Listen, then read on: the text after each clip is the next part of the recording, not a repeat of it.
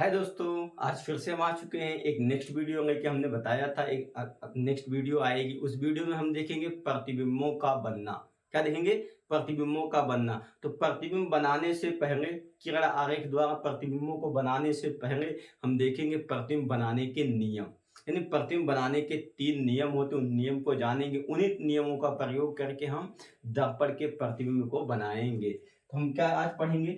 दर्पण प्रतिबिंब बनने के नियम। किसके? प्रतिबिंब बनने के नियम।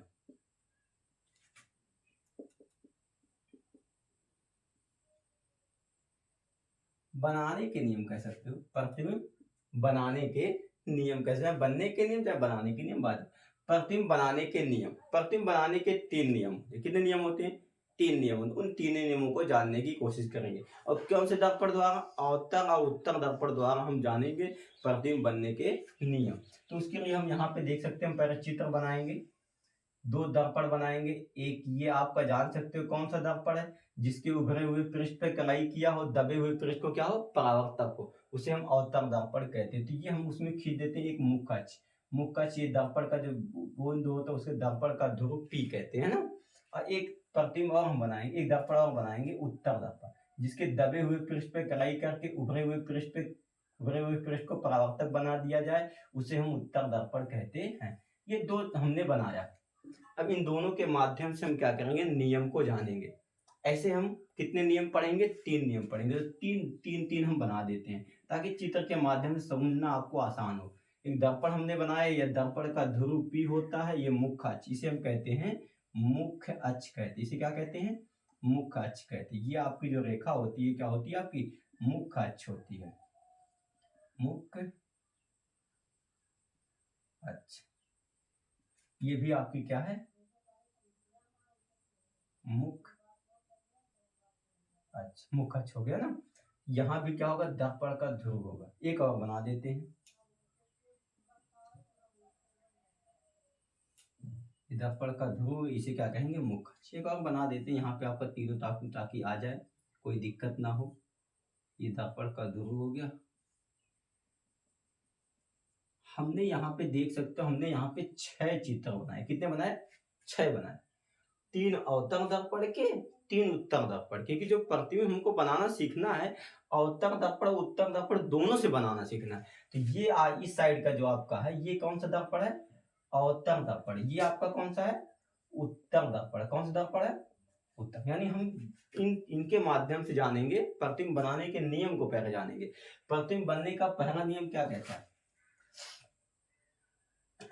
प्रतिबिंब बनने का पहला नियम क्या कहता है कि मुख्य अक्ष के समांतर, ये मुख्य अक्ष आपका होता है, इसके समांतर, मुख्य अक्ष के समांतर चलने वाली प्रकाश की किरणें, मुख्य अक्ष के समांतर चलने वाली प्रकाश की किरणें दर्पण से परावर्तन के पश्चात मुख्य फोकस से होकर जाती है। कहां से होकर जाती है? मुख्य फोकस यक्ष से होकर जाती है। ये आपका नियम है, पहला नियम। पहला नियम क्या? प्रतिबिंब बनने का पहला नियम यही है, मुख्य अक्ष के समांतर चलने वाली प्रकाश की किरणें दर्पण से परावर्तन के पश्चात मुख्य फोकस से होकर जाती है। और इसमें क्या होगा? मुख्य अक्ष के समांतर चलने वाली प्रकाश की किरणें दर्पण से परावर्तन के पश्चात फोकस पर जाती हुई प्रतीत होती है। क्योंकि ये उत्तर दर्पण है ना, इसमें क्या होगा? जाती हुई प्रतीत होगा। ये नियम पहला हो गया। अब इसके बाद इसमें आ जाओ, दूसरा नियम क्या कहता है? इसकी परिभाषा हम लिख देते हैं ना, मुख्य अक्ष के समांतर, मुख्य अक्ष के समांतर जाने वाली, मुख्य अक्ष के समांतर जाने वाली या चलने वाली, जाने वाली तो कोई दिक्कत, मुख्य अक्ष के समांतर जाने वाली प्रकाश की किरणें दर्पण से परावर्तन के दर्पण से परावर्तन के पश्चात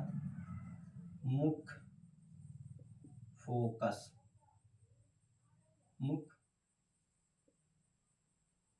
मुख्य फोकस से होकर जाती है। देखो, प्रतिबिंब बनने का पहला नियम ये कहता है मुख्य अक्ष के समांतर, मुख्य अक्ष के समांतर जाने वाली या आने वाली या जाने वाली कोई बात नहीं, मुख्य अक्ष समांतर क्या होता है? समांतर हम उसे कहते हैं जो दोनों रेखाएं एक दूसरे को कभी भी ना काटें, अनंत दूरी तक बढ़ाए जाने पर भी एक दूसरे को कभी ना काटें, उसी को हम क्या कहते हैं? समांतर कहते हैं। तो ये है मुख्य अक्ष के समांतर। ये देखो, ये मुख्य अक्ष हो गया आपका, ये इसके समांतर किरण को जा रही है। तो मुख्य अक्ष के समांतर जाने वाली प्रकाश की किरणें, जो प्रकाश की किरणें जा रही है, प्रकाश की किरणें या आपतित प्रकाश की किरणें, जाने वाली प्रकाश की किरणें परावर्तन, दर्पण पे टकराएगा तो क्या होगा? परावर्तन होगा। परावर्तन के पश्चात मुख्य फोकस से होकर जाती है। किससे होकर जाती है? मुख्य फोकस से होकर जाती है या जाती हुई प्रतीत होती है। इसमें जाती है, इसमें जाती हुई क्या होगा? प्रतीत होगा। बात एक ही, दोनों का प्रतिबिंब, दोनों का नियम क्या है? एक ही है। अब कह सकते हो। अब दूसरा नियम क्या होगा? इसका दूसरा नियम, प्रतिबिंब बनने का दूसरा नियम क्या कहता है? दूसरा नियम कहता है, देखो, ये मुख्य फोकस भी होता है यहाँ पे, और इसके आगे क्या होता है? वक्रता केंद्र सी भी होता है। क्या होता है? वक्रता केंद्र सी होता है। सब में होता है ये चीज। यहाँ भी होगा, मुख्य फोकस एफ होगा, वक्रता केंद्र सी होगा। यहाँ भी क्या होगा? वक्रता केंद्र सी होगा। यहाँ पे क्या होगा? मुख्य फोकस एफ होगा। वक्रता केंद्र सी, मुख्य फोकस एफ, यहाँ वक्रता केंद्र सी। इस तरीके का होता है। देखते हैं कैसे आएगा। दूसरा नियम क्या कहता है? मुख्य फोकस से होकर जाने वाली प्रकाश की किरण, कहां से? मान लेते हैं मुख्य फोकस से कोई प्रकाश की किरण आ रही है, मुख्य फोकस से कोई प्रकाश की किरण आ रही है, मुख्य फोकस से होकर आने वाली प्रकाश की किरणें दर्पण से परावर्तन के पश्चात मुख्य अक्ष के समांतर हो। इसी का विपरीत है। देखो, ये समांतर होके जा रही थी तो किससे होके गई? फोकस से होके गई। अब की ब्याह क्या है? फोकस से होके आ रही है तो कहां से होके जाएगी? मुख्य अक्ष के समांतर हो जाएगी। सेम इसी का होता है। यानी मान लो यहाँ पे फोकस पे कोई प्रकाश की किरण को आप डाल रहे थे, ऐसे सीधा सीधा यहाँ पे जा रही थी, ये फोकस पे जा रही थी, किंतु यहाँ पे दर्पण टकरा के क्या हो जाएगी? मुख्य अक्ष के समांतर। ये आपका मुख्य अक्ष, इसके समांतर हो गई प्रकाश की किरण, है ना। तो ये दूसरी परिभाषा, प्रतिबिंब बनने का दूसरा नियम क्या है? कि मुख्य फोकस से होकर जाने वाली प्रकाश की किरण, मुख्य फोकस से होकर जाने वाली प्रकाश की किरणें दर्पण से परावर्तन के पश्चात मुख्य अक्ष के समांतर हो जाती है, या मुख्य फोकस पर आने वाली प्रकाश की किरणें दर्पण से परावर्तन के पश्चात मुख्य अक्ष के समांतर हो जाती है। तो यहाँ पे हम दूसरा पॉइंट को क्या कर देते हैं? पुट कर देते हैं कि मुख्य फोकस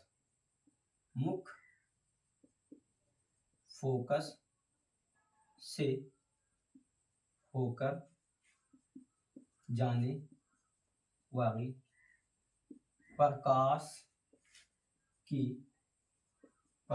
किरणें, मुख्य फोकस से होकर जाने वाली प्रकाश की किरणें दर्पण से परावर्तन के पश्चात, दर्पण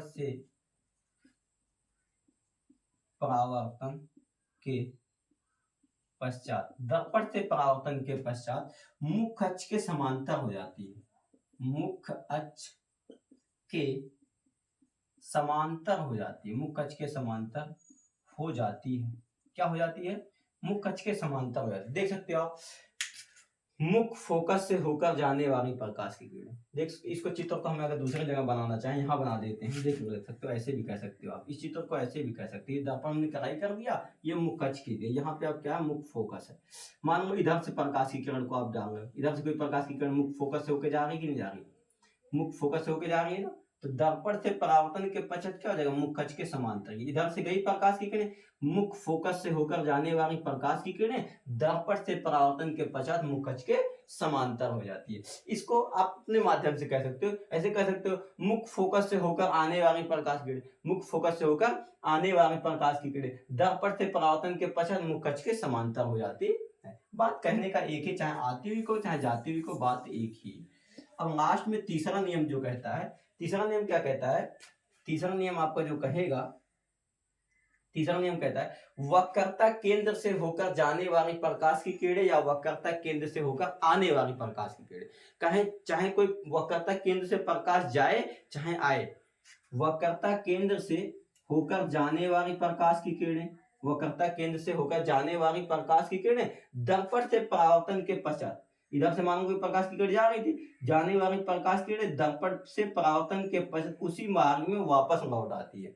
यानी वक्रता केंद्र से जो कोई प्रकाश की कट जाती है ना, दर्पण से टकराती है, फिर उसी माध्यम में वापस चली जाती है। जैसे इसमें यहाँ वक्रता केंद्र आपका सी है, यहाँ से आपने क्या किया, वक्रता केंद्र पे डाल दिया, तो ये वक्रता केंद्र पे तो जाएगी, किंतु इसी माध्यम में क्या हो जाएगी, वापस आ जाएगी। तो वक्रता केंद्र से होकर जाने वाली प्रकाश की किरणें दर्पण से परावर्तन के पश्चात उसी मार्ग में वापस लौट आती है। यहाँ अगर बना के समझाना चाहें तो हम ऐसे समझा सकते हैं, देखो छोटा सा बना के समझा सकते हैं।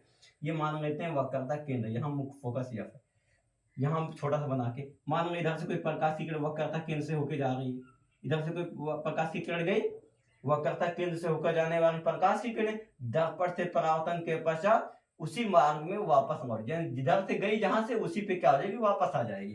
तो ये कहता है दर्पण के प्रतिबिंब बनने का तीसरा नियम। क्या कहता है, वक्रता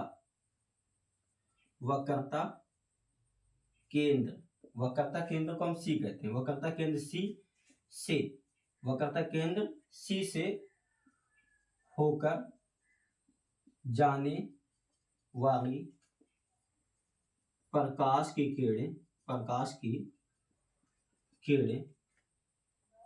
दर्पण से परावर्तन के पश्चात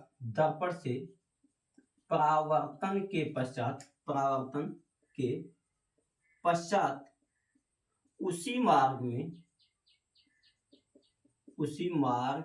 में वापस